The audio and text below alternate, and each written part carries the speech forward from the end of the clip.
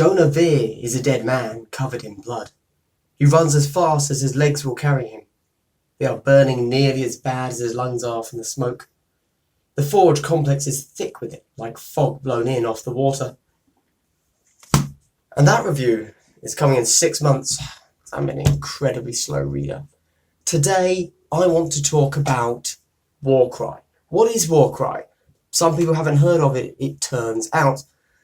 Warcry was recently announced on Warhammer Community. It was a teaser trailer. They told us nothing about it, except it is from the same designers as Warhammer Underworlds, Shadespire, Nightbolt, and also Kill Team. And they say it's going to draw upon the best bits of both systems. What could it be? I have no idea. Let's have a think.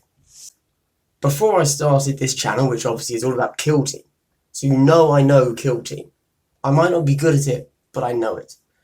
I was big into Warhammer Underworlds. I went to the very first Warhammer Underworlds tournament. I can't remember where it was, middle of England somewhere, and lost horrendously.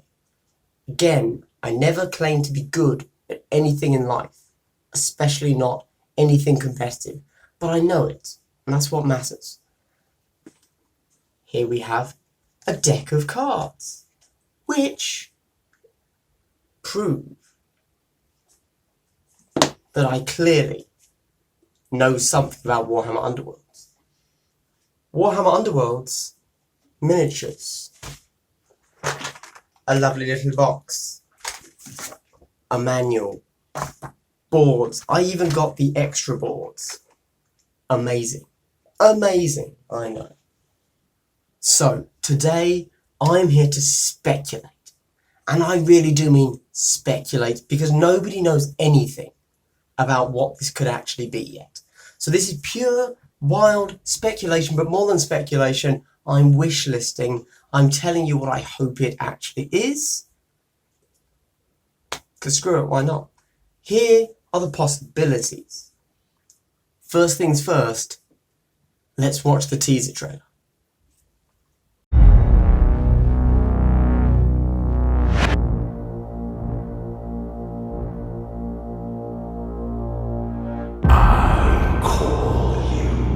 Gather to the endpoints.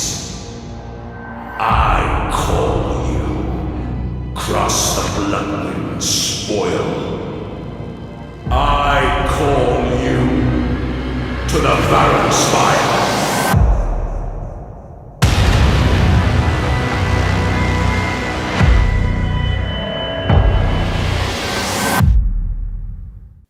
So what do we know from the teaser trailer? Now, I'm going to be honest, my knowledge of Age of Sigmar the lore isn't great. I don't know why I specified the lore. My rules knowledge is literally worse than my lore knowledge. However, they mentioned there everybody should come to the 8 points, which my understanding of that is it's basically where Chaos lives. It's kind of its heart, if you remember. The 8-star symbol in 40k is obviously also the 8-star symbol in Age of Sigmar.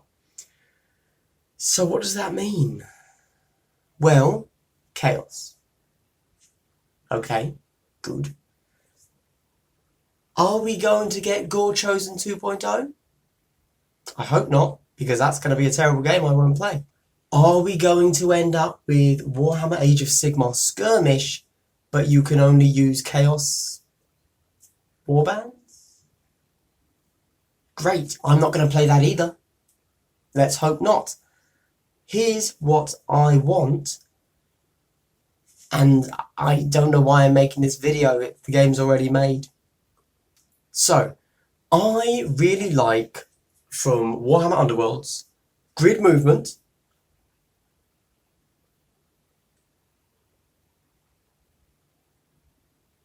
and what I really like from Kill Team is the way that it's literally just 40k shrunk down. I want Kill Team in Age of Sigmar. However, that would just be Age of Sigmar Skirmish. Age of Sigmar Skirmish failed rather horrendously because they didn't push it. or it sucked. I don't know. I never played it. However, Age of Kill Team, as I'm now going to call it, did work. Why? We don't really know. However, before it was known whether or not it was going to work, Games Workshop already had their entire production plan. They knew they were going to be pushing all of these products specifically for Kill Team into the stores. And it worked. It was huge. So, are they going to do the same thing for Age of Kill Team? Good question. We don't know. Here's what I want. Okay, I'm going to get down to it. I genuinely want a skirmish-like game. So take the Age of Sigmar rules, just like they took the 40k rules for Kill Team, shrink them down, modify them a little bit, here and there, just to make it a little bit more granular.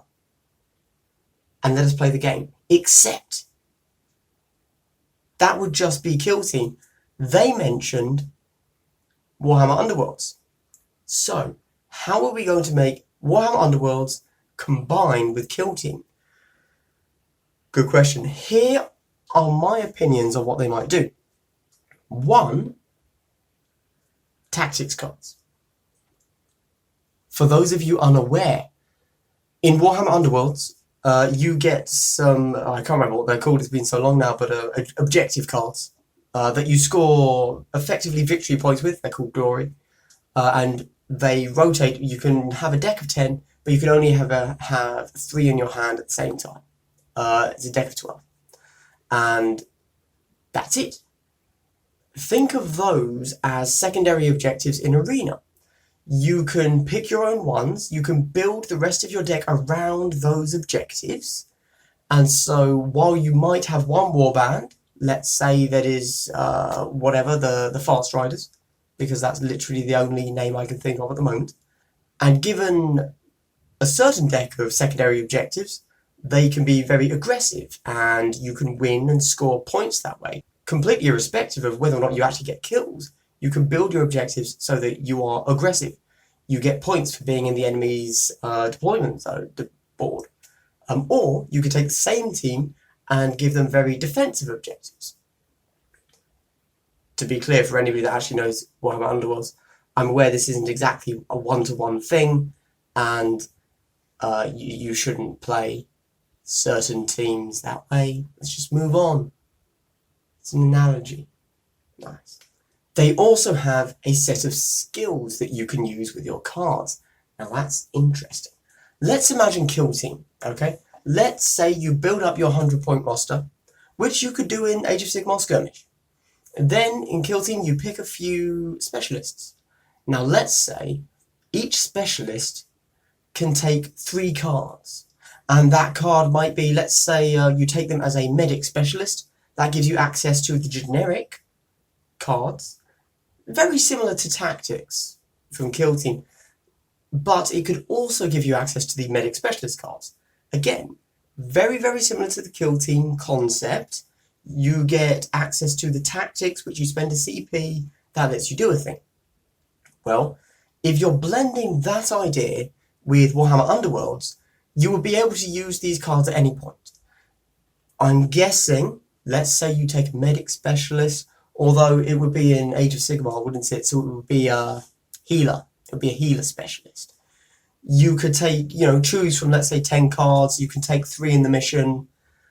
Who knows? Healing spell 1, resurrection, and a generic deal 1 damage at range because you're a magic user, right? And then they'd be free to play. That sounds awesome to me. I'd play that. You can only play 1 a turn, but they're free to play, don't cost any CP. And then, of course, you have 2 other specialists that also have their own set of 10 cards that you've shrunk down to 3 for that particular mission. That is one way they could blend the glory-like secondary objectives, letting you customize how your Kill Team will play. Sorry, your warband will play. And then also taking the card-based deck-building skill system from Warhammer Underworlds and almost replacing the tactics system with that. That's one way they could mix it. And you know what? I'm making everything I'm saying up on the fly.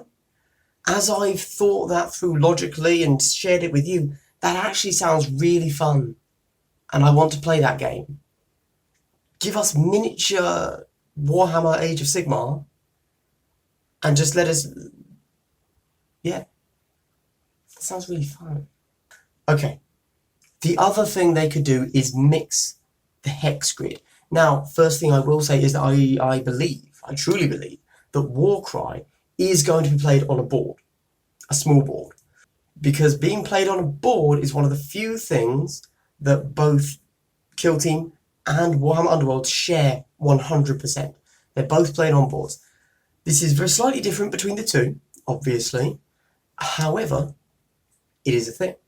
So we're looking at something that's going to be a board game because it's played on a board. Are they going to still have us measuring distance? That's the big question here. So I view all games that Games Workshop releases as a way for them to bring more players into games. Okay? That's what Games Workshop focuses on. Odd as it might sound, they are not focusing on selling as much products as they can. That will be a logical consequence of getting new players into the game. Great. So, what is currently big? Board games. That's exactly why we ended up with Warhammer Underworlds. And then Kill Team, because they are board games. And yes, I know you look at Kill Team and you think, is that really a board game? I don't feel it is. I don't feel it is. But why? I'll tell you for why. You have to measure distance, okay? To me, that is the difference between a real board game, where you can measure things through an in-game unit, and a miniatures game. I do not believe Games Workshop is going to create a miniatures game. I believe they're going to create a board game. I believe, and let's be clear, I say I believe because what I mean is I want, but ignore that. I believe they are going to create a hex-based movement system. And when I say hex, that's wrong, tile-based. But how are they going to do it? If they do that, surely that's too similar to Warhammer Underworlds. I mean, I guess then really you're making like an open play format for Underworlds, and you're just saying, oh, you can use any model from Age of Sigmar. Well, I don't want to play that. That sounds crap. What I described earlier with the card system, that sounds awesome. However, can we blend the two movement systems of tile-based movement, so you don't have to measure anything, and the more free-form movement of measuring? Is there a combination to be had there? I think there is. And it's a little-known game that has already done it. And that's the only reason I've had this idea. I played this game years ago, really enjoyed it, really good game. It had a tight, simple rule set, and it was fun to play, and it was quick, because you could be both as pedantic as you wanted, but also loose and freeform. A very anal player could play against a very casual player, and there would be no rules disputes. What am I talking about? Dead Zone from Mantic. I've instantly been blacklisted by Games Workshop just for owning it. But what do I really mean about the tile system? Let's dig in. Okay, and down here we now clearly see the Dead Zone playmat. Now, the way Dead Zone worked was each character or model had a movement value and a range value to their weapon. So, for example, this guy here might be able to move, let's say, 4 hexes, or squares, sorry, so he can move 1, 2, 3, 4. Great. Each square can hold up to 3 models. I only have 2, so tough. And of course, a larger model would take up more spaces on square.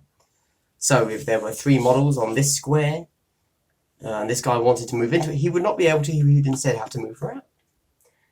However, now this so far simply seems like Warhammer Underworlds. Except they're using squares instead of hexes, and they should probably use hexes instead of squares. What's the difference? So this is where the true line of sight of Dead Zone gets mixed with the square movement system and the grid of Dead Zone. So let's take a look at these lovely Black Library coasters I just purchased. Yes, delightful. And let's say that this guy here wants to shoot this guy here. So the way this could work, and of course they don't have to use the same system as Dead Zone. This is just an example of the way Dead Zone did it, to my recollection, that is at least 4 or 5 years old now. So these two models are both in a clear square, and this model can see this model. Therefore, that is a clear, unobscured shot. Okay? Simple. Now, what if that guy is there? Even though our little guy here can see exactly the same amount of model as he could before, because this model is now in a obscured hex, it receives a cover save. So this blends true line of sight. This model must be able to see this model, and this model, to be unobscured, must also be in a completely unobscured hex. Moving it forward, the model can still see the model, however, the hex itself counts as obscured. Perfect.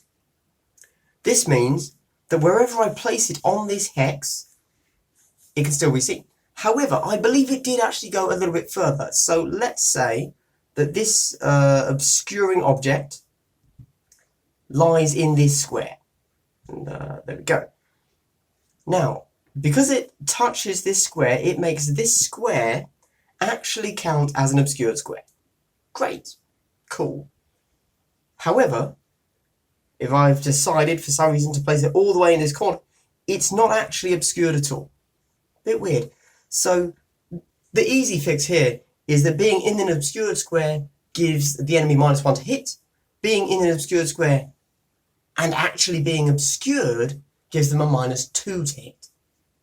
Simple. Simple rules.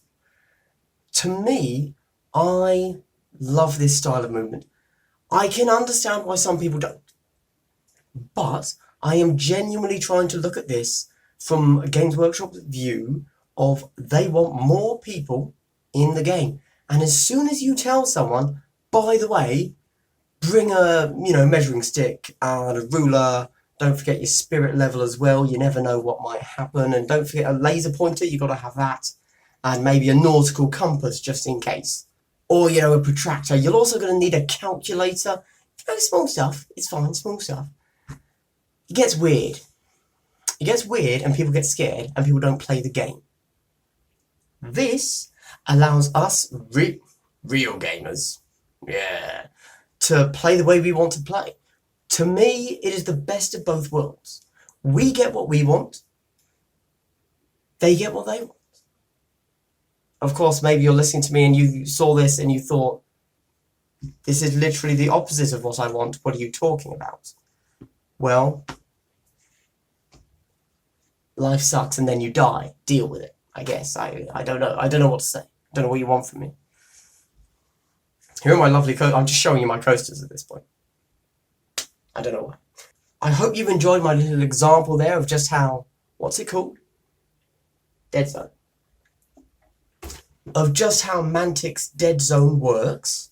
And I don't know about you guys, but while I was talking to myself and to you about what could really work and be quite fun and good to play by mashing the two games together, actually, I got myself a little bit excited.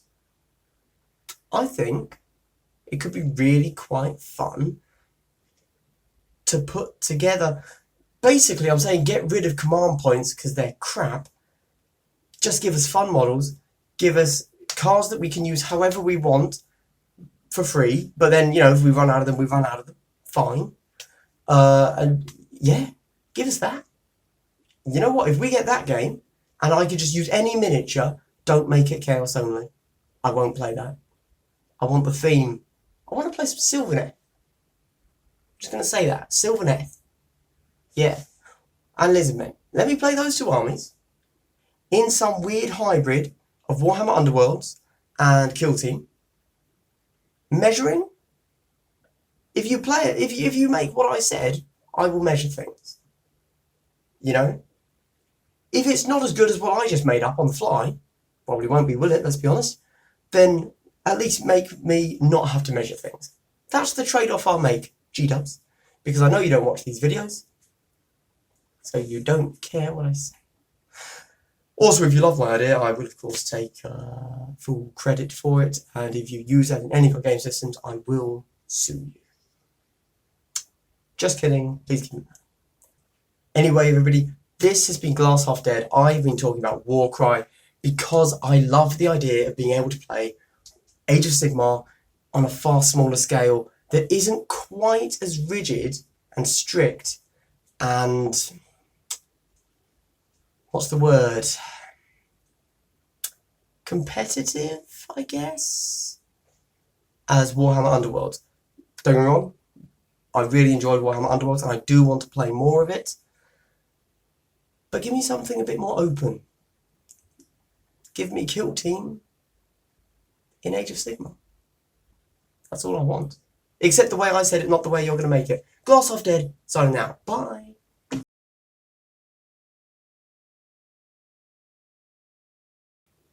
Let's try that again, you fucking piece of twat.